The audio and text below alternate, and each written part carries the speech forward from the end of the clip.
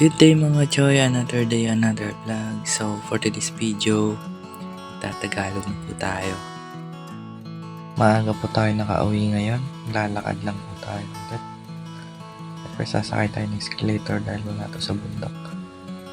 At dadaanan tayo sa MRT, pababa po dito. Ayun, magaling magwalis si kuya kasi ang linis ng sahig. So dadaan ulit tayo sa EDSA. So ayun nga guys, pupunta tayo ngayon sa BGC.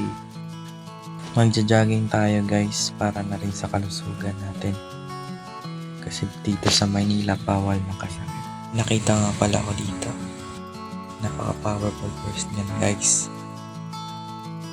Kapit na tayo guys.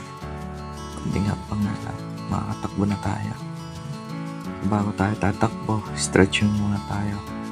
Pakita ko muna sa inyo yung mga steps bago tumakbo. Monday to Friday ko po itong ginagawa. 3 to 5 kilometers a day. Yung Sabado at Linggo, rest day na yun. Di naman tayo robot para hindi mapagod.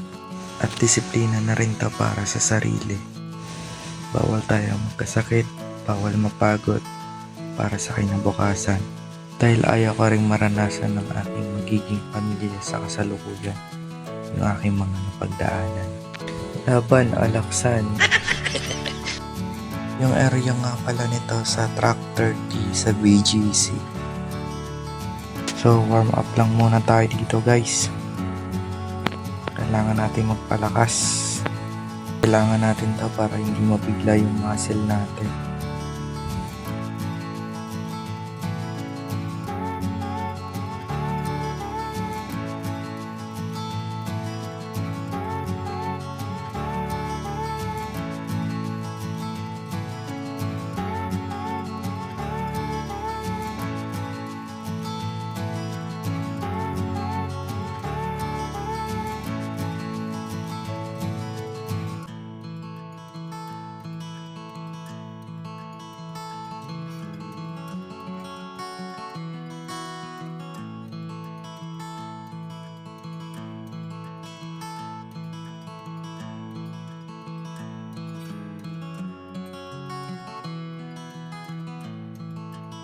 So ayun, tingin-tingin muna tayo dito kasi maraming tao. Then lakad lang muna tayo para di rin mabigla yung mga muscle natin. Dito dahan-dahan lang tayo. Huwag magmadali. Hindi naman race to para magmadali tayo. Basta makuha nyo lang yung 3 to 5 kilometers a day.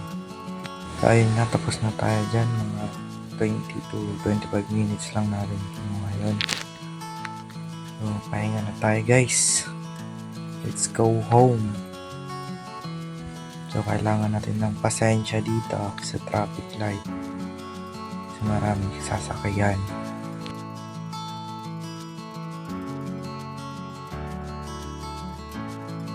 Then guys, thank you for watching my mini vlogs. I hope you enjoy and may natutunan din kayo sa mga sinabi ko. Maraming salamat po.